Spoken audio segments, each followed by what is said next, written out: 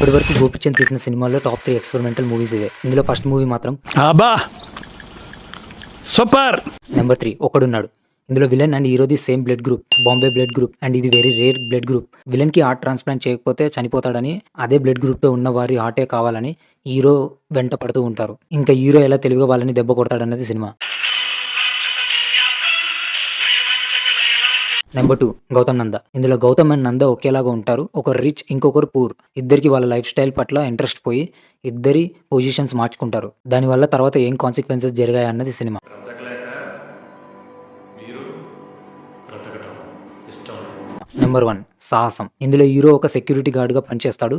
వాళ్ళ తాత ఆస్తి ఎక్కడో పాకిస్తాన్ లో ఉండే గుడిలో దాగి ఉందని తెలుసుకొని దానికోసం తన లైఫ్ రిస్క్ చేసి మరీ సాధించుకుంటాడు.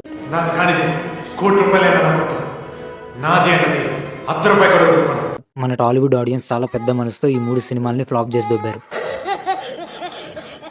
వీటిలో మీకు మోస్ట్ ఫేవరెట్ మూవీ ఏంటో కామెంట్ చేయండి.